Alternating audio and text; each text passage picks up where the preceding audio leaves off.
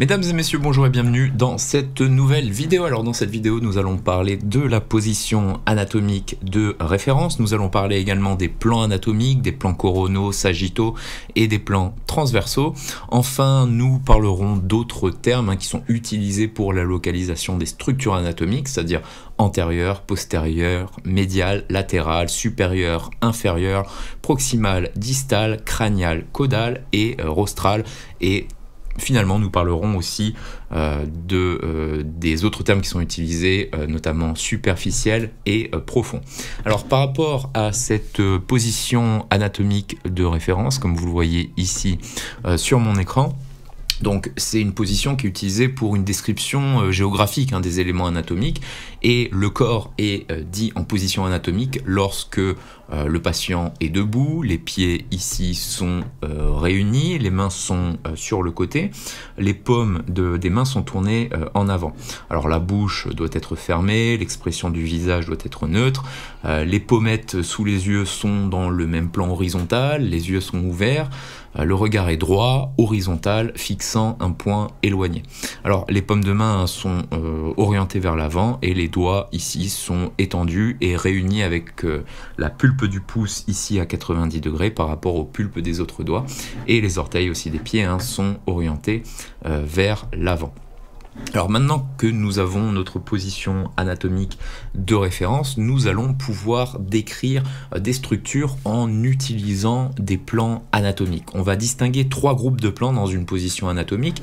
On va avoir un plan coronal ou un plan frontal, on va avoir un plan sagittal et on va avoir des plans transversaux ou horizontaux ou axiaux. Alors par rapport au plan coronal ou au plan frontal, ce sont des plans qui sont orientés verticalement et qui vont diviser le corps en deux parties, c'est-à-dire une partie antérieure et une partie postérieure. Ici donc j'ai mon plan coronal avec ici une partie antérieure et ici une partie postérieure.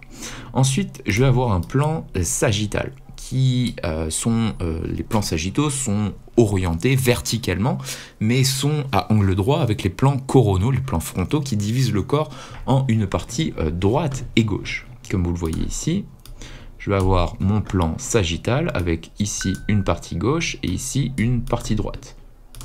D'accord? Comme ça, si je dessine, donc comme ça, c'est un plan donc qui divise le corps en deux parties, une partie droite et une partie gauche.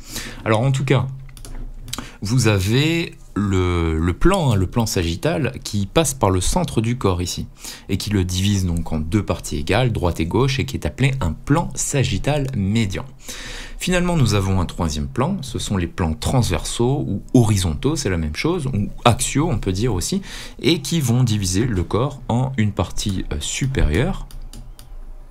Ici, nous avons notre partie supérieure et ici, nous avons notre partie inférieure. Alors, on récapitule. Donc, je vais avoir mon plan sagittal qui coupe le corps en une partie de gauche et une partie droite. Ensuite, je vais avoir mon plan ici transversal ou horizontal qui divise le corps en une partie supérieure et une partie inférieure. Et finalement, je vais avoir mon plan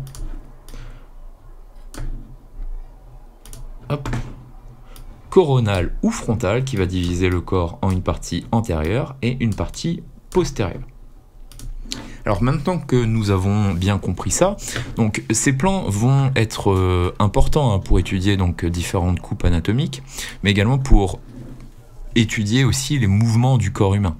C'est-à-dire que par exemple, vous voyez au niveau de l'articulation du coude ici, on dira que les mouvements de flexion et d'extension se déroulent donc dans un plan qui est dit sagittal, alors que les mouvements type abduction, d'accord, se déroulent dans un plan qui est dit frontal ou coronal.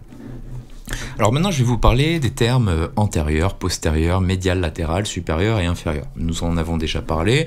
Ce sont des termes qui sont utilisés pour décrire la situation des structures anatomiques par rapport au corps, considérés comme un ensemble. Donc, nous allons avoir une partie donc, qui est antérieure, d'accord, ou on peut dire ventrale également.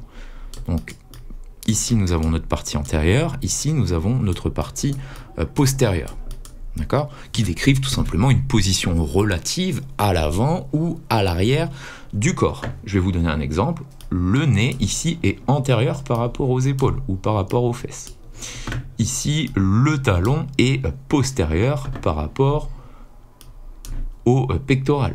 D'accord ? Ici, l'oreille est postérieure par rapport au nez. Ici, les yeux sont antérieurs par rapport au nez. Ensuite, nous avons les termes médial et latéral qui vont décrire la situation de structure par rapport au plan sagittal et aux côtés du corps. Alors, si on va prendre les doigts. Ici, on peut dire effectivement que le pouce est latéral par rapport au petit doigt. Et donc que le petit doigt est médial par rapport au pouce. D'accord ? Je peux dire également que le nombril est médial par rapport au bras. Je peux dire également que le radius est latéral par rapport à l'ulna et que l'ulna est médial par rapport au radius. Ensuite, nous avons une autre paire de termes, c'est supérieur et inférieur. Alors, je replace au centre. Donc ici, j'ai supérieur.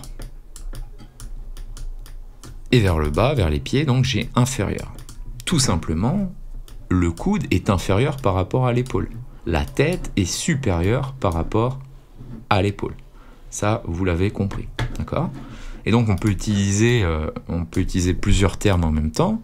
On pourra dire que le pouce est inférieur et latéral par rapport au sternum, qui est supérieur et médial. Alors ensuite, on a d'autres termes, un terme proximal distal, cranial caudal et rostral. Je vais vous en parler. Donc le terme proximal et distal sont des termes qui sont utilisés pour indiquer que l'élément étudié est plus proche ou plus éloigné de l'élément d'origine, notamment au niveau des membres. Alors par exemple, la main est distale par rapport au coude, que vous voyez ici, et l'épaule ici est proximale par rapport au coude. D'accord ? Alors ces termes sont utilisés pour décrire aussi les structures anatomiques profondes telles que les vaisseaux sanguins, les bronches, les nerfs au cours de leur trajet. D'accord ? Si on prend le plexus brachial par exemple, alors je vais prendre l'aorte, d'accord, qui va sortir du cœur, on va avoir donc une partie qui est dite proximale et on va avoir une partie qui est dite distale. Ok ? Ensuite, nous avons donc des termes qui décrivent alors cranial et caudal.